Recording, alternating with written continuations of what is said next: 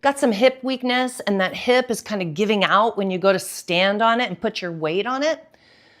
Why the things you're doing aren't working, how to actually fix that immediately you'll feel better, coming up next.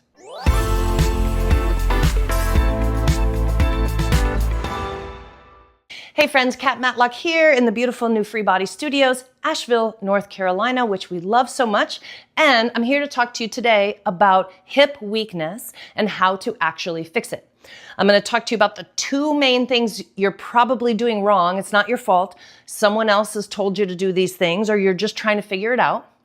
And how to actually fix that hip weakness and what the causes are of that hip weakness. When you can understand what the causes are, then you can actually fix your problems.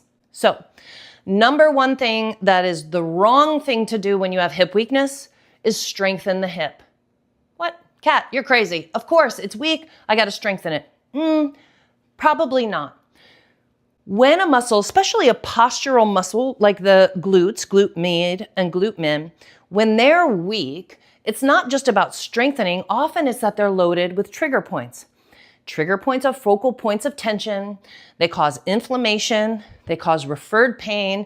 They cause limits in mobility often. And they cause muscles to be weak. If you are strengthening, like activating those hips by doing this, or your like side steps with your bands, or your, whatever, those clamshells with the bands, and it makes it hurt, and then it feels worse or weaker, you're stuck in a negative feedback loop and you're not helping yourself to get better. What you really need to do is release the trigger points. But here's the thing. So you think, oh, okay, I'm going to get a ball in there. I'm going to release that hip. Oh, it feels so good, so intense. Oh my God, yes, it's got to be the right thing. You get up, oh, it feels a little better for like a half hour.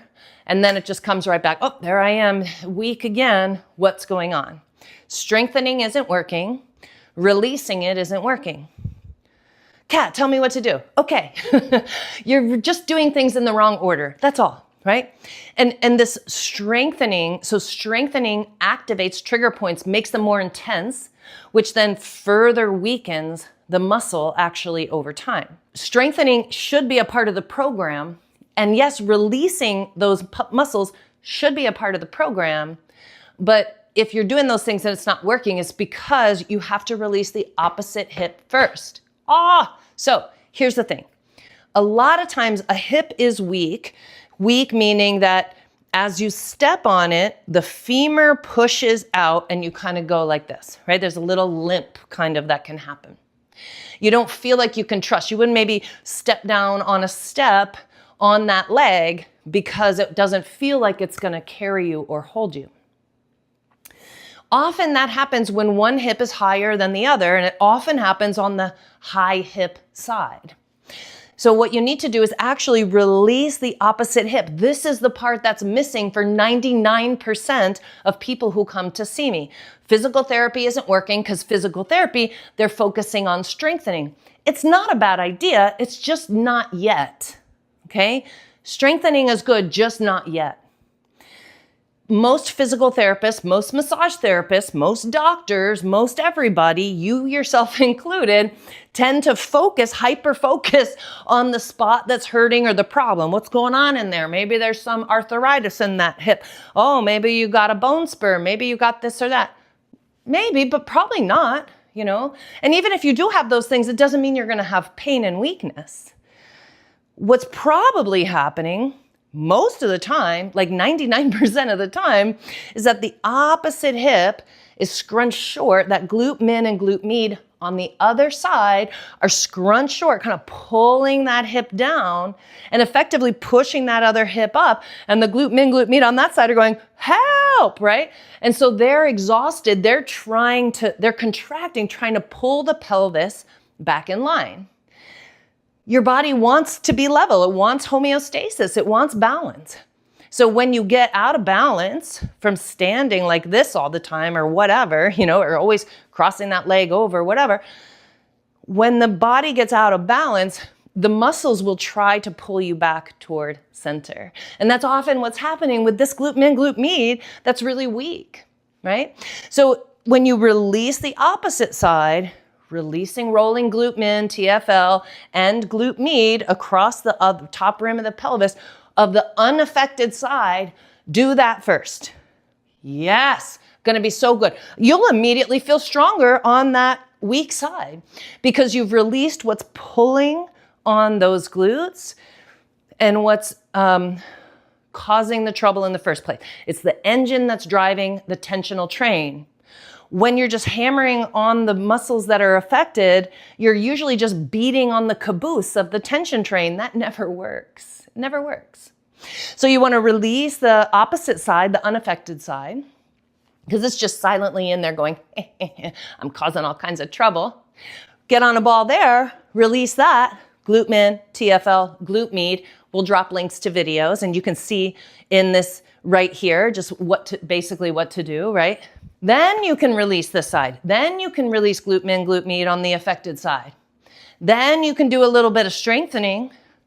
Then you can release again a little bit. Anytime you're going to strengthen, anytime you're going to do your PT, I'm not saying don't do your PT, but I'm saying you got to release the opposite side first. Then you got to release the trigger points in the affected side. Then you can strengthen your little heart out.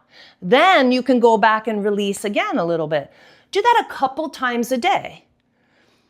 Immediately, one time, immediately you're going to be like, yeah, okay, that's better, right?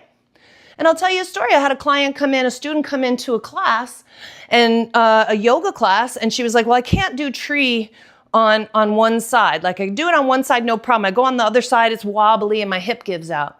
But I'm working with a yoga therapist and it's getting better. I'm like, oh, okay, how long have you been working with the yoga therapist? Almost a year. Almost a year, and it's not getting better. And you're still working with this yoga therapist. I think you need to change tactics. Here, you get on a ball. Everyone else keep doing your thing. I got her on a ball. We released the unaffected side for 1 minute, released the affected side. She got up immediately, was able to do tree pose. No problem. No problem.